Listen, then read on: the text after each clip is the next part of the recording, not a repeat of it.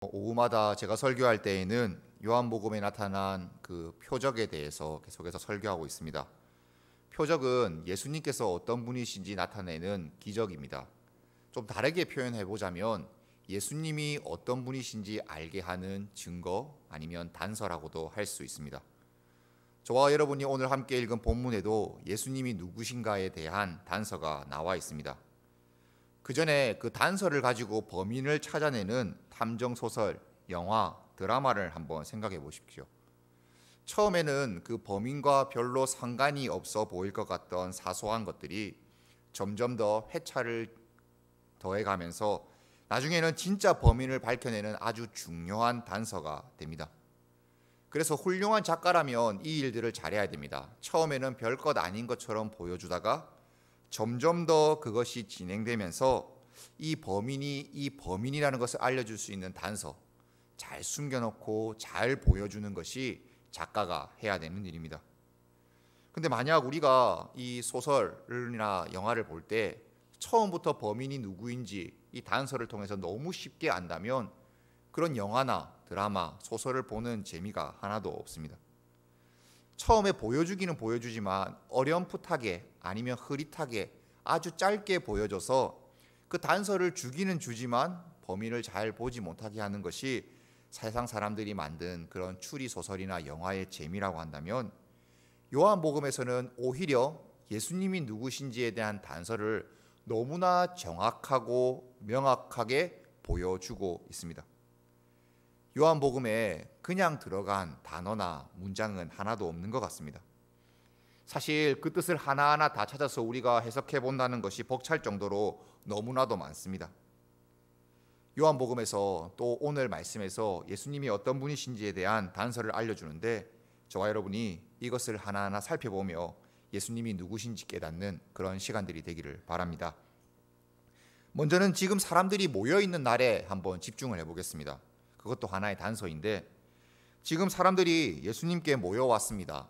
어떤 날에 예수님께로 나아왔습니까? 언제입니까? 4절 말씀해 보시면 언제인지 알려주고 있습니다. 마침 유대인의 명절인 언제가 가까웠습니까? 6월절이 가까워왔습니다. 여러분, 6월절이 어떤 명절입니까? 저와 여러분들에게는 조금 생소하지만 그래도 조금 알고 있는 명절입니다. 저와 여러분들 아시지 않습니까? 설날이 되면 설날이라고 말하지 않아도 떡국을 먹으면 설날인 줄 알고, 추석 때는 송편을 먹으면 추석이라고 말해주지 않아도 추석인 줄 알고, 그 추석과 설날에 어떤 일을 해야 되는지 잘 알고 있습니다. 유대인들은 그날 누룩을 썩지 않은 빵을 먹고 또 양을 먹으면서 하나님께서 자신들에게 하신 일들을 기억하던 명절이었습니다.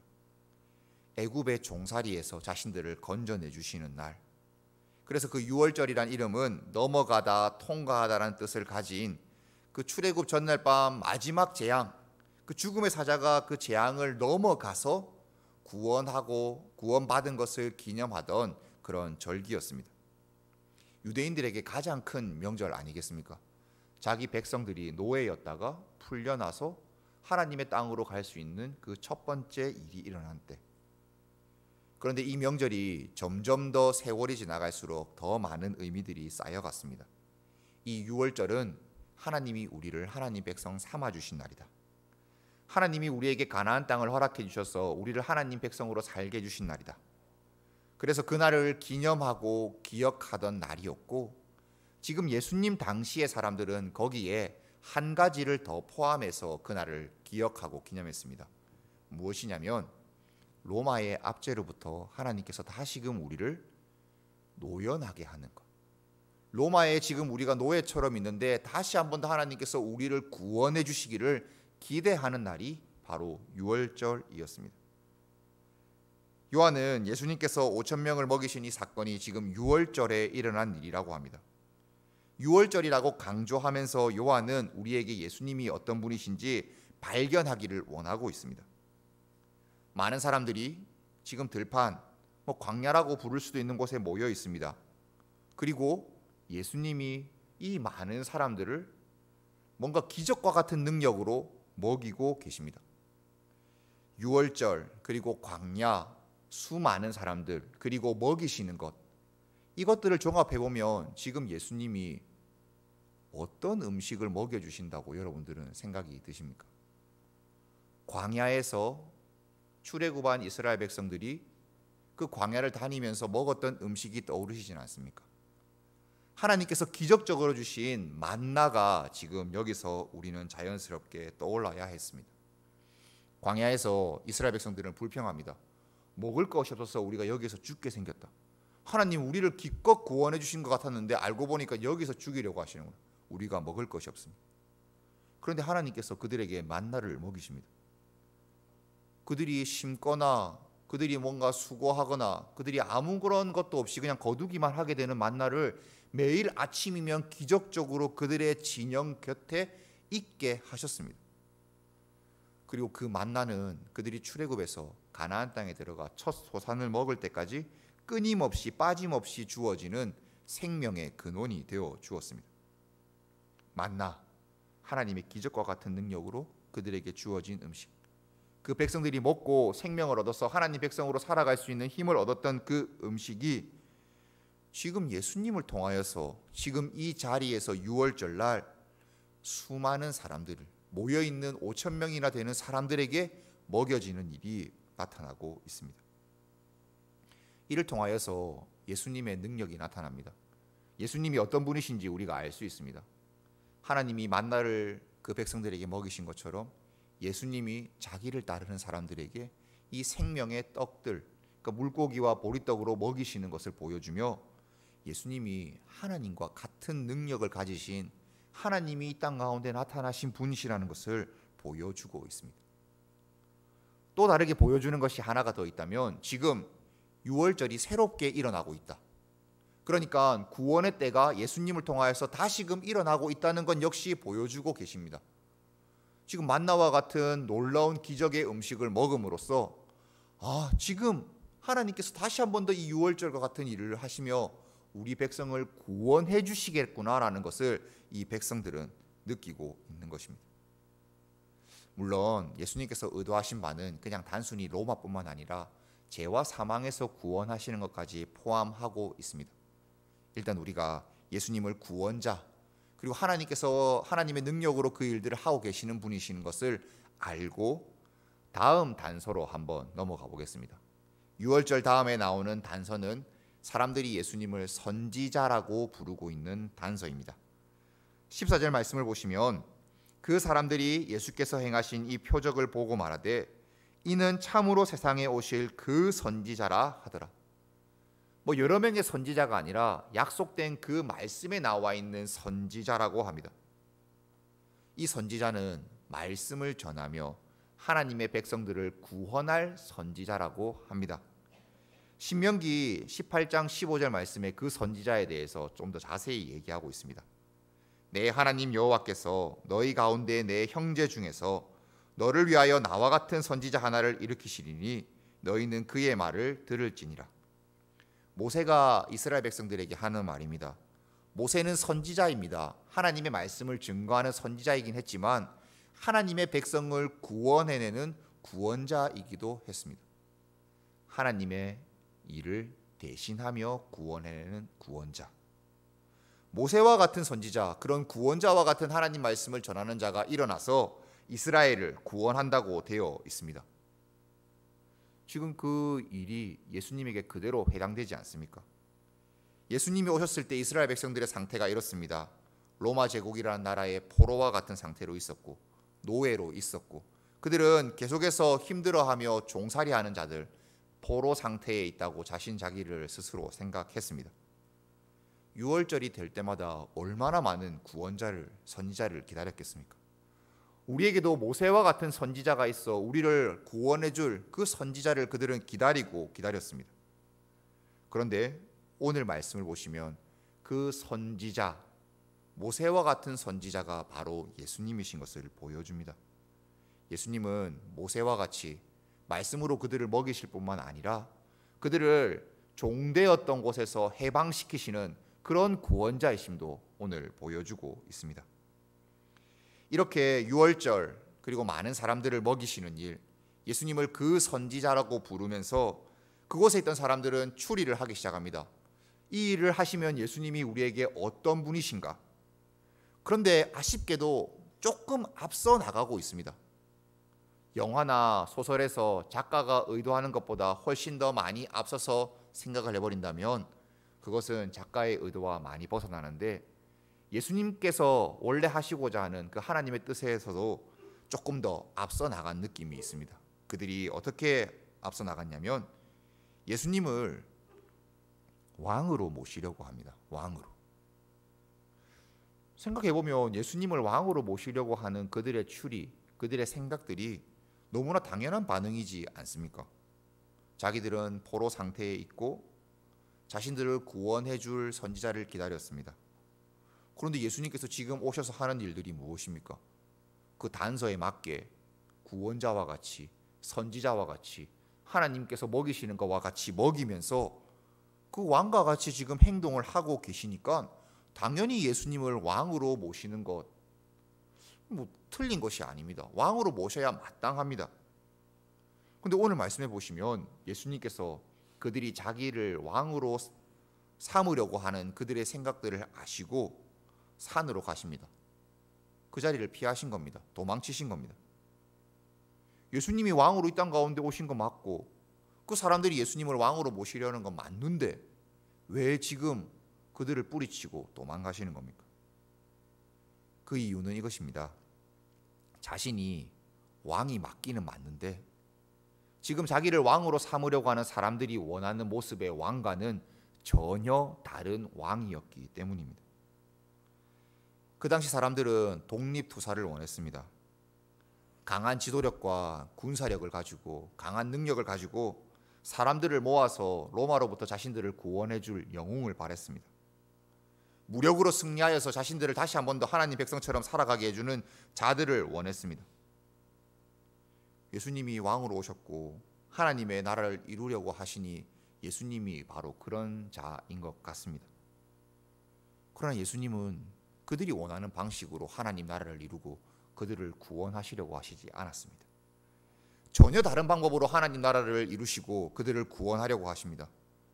제가 표정 이야기를 하면서 계속해서 반복하는 내용이지만 그들이 원하는 모습의 예수님, 그리고 예수님께서 그들에게 보여주시는 그 진정으로 보여주시는 예수님의 모습이 참 많이 다릅니다. 그런데 그런 모습이 저와 여러분에게는 없습니까? 지금 예수님을 자신들이 원하는 왕으로 모시려고 하는 그들의 모습이 지금 우리에게도 그대로 있지 않습니까? 예수님께서 보여주시고 예수님께서 내가 이런 자다라고 말씀하셔서 너희들은 나를 이렇게 따라야 된다라고 말씀하실 때 예수님 아닙니다. 예수님은 이런 분이시고 예수님은 이러신 분이시니까 제발 내 말 좀 들어주십시오. 내가 원하는 대로 행동해 주십시오. 오히려 반대로 그렇게 하고 있지는 않습니까?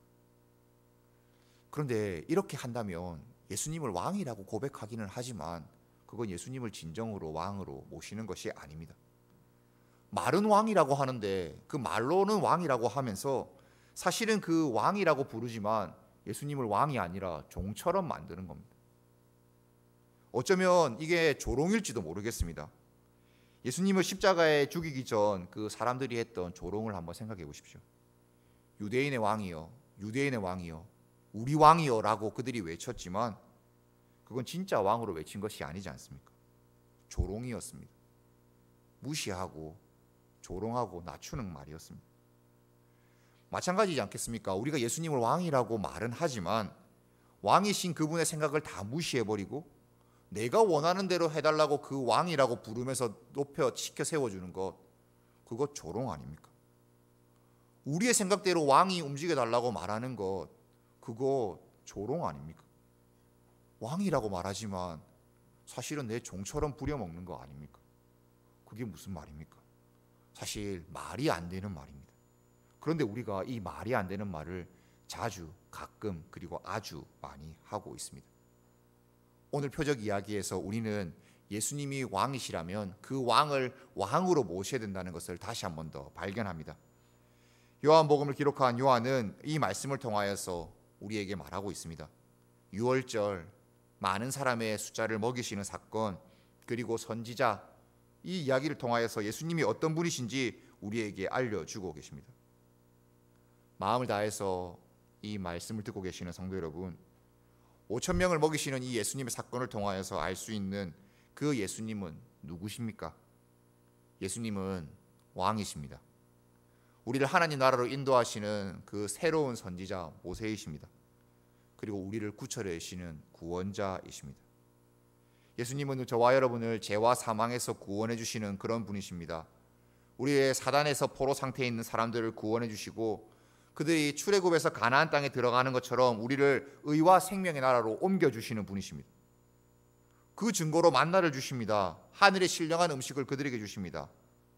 예수님은 오늘도 말씀을 저와 여러분들에게 생명의 말씀으로 주시며 우리에게 진정한 왕으로 나타나고 계십니다. 그러면 우리가 이런 질문할 수 있습니다. 그럼 예수님과 나는 무슨 상관이 있는가? 이스라엘을 구원하기 위해서 온 왕, 구원자가 지금 현재를 살아가는 나와는 무슨 관계가 있는가? 요한은 여기에서 숨겨진 단서를 우리에게 하나 더 말해줍니다. 자신을 믿는 자들에게 영원한 생명을 주시고 세상을 이처럼 사랑하사 독생자를 아끼지 아니하시는 그 하나님의 사랑의 결정체, 온 세상의 구원자가 예수님이라고 요한복음에서 알려주고 있습니다. 요한복음 3장 14절에서 17절 말씀을 제가 한번 읽어보겠습니다. 선지자와도 연결되니 잘 한번 들어보십시오. 모세가 광야에서 뱀을 든 것 같이 인자도 들려야 하리니 이는 그를 믿는 자마다 영생을 얻게 하려 하심이라. 하나님이 이 세상을 이처럼 사랑하사 독생자를 주셨으니 이는 그를 믿는 자마다 멸망하지 않고 영생을 얻게 하려 하심이라. 하나님이 그 아들을 세상에 보내신 것은 세상을 심판하려 하심이 아니요 그로 말미암아 세상이 구원을 받게 하려 하심이라. 아멘. 저와 여러분들을 구원하시기 위하여서 예수님께서 지금 이 일들을 하고 계시는 겁니다. 예수님이 이렇게 우리를 구원하셨기 때문에 그분이 오늘도 저와 여러분에게 왕이 되어 주십니다. 자, 그렇다면 예수님이 왕이신 것들 우리가 알면 우리가 어떻게 하면 되겠습니까? 먼저는 제자들과 같기를 바랍니다.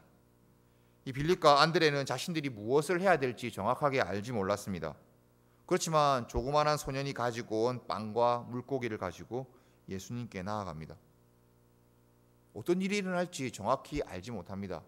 예수님께 가져가면 그래도 무슨 일이 일어날 것이라는 것을 어렴풋이 알았던 것 같습니다. 일단은 그들이 예수님께 내어드린 그 내어드리는 믿음을 저와 여러분들이 가져야 하겠습니다. 우리에게 일어나는 일, 우리의 왕이신 예수님께서 어떻게 하실지 우리가 정확하게 딱딱 맞춰서 알 수는 없습니다. 하지만 우리는 예수님께 우리가 할 수 있는 것들을 가지고 가 예수님께 맡겨드리고 내어드려야 합니다. 그러면 그것을 가지고 어떻게 하실지는 우리의 왕이신 예수님께서 결정하시고 하실 일입니다.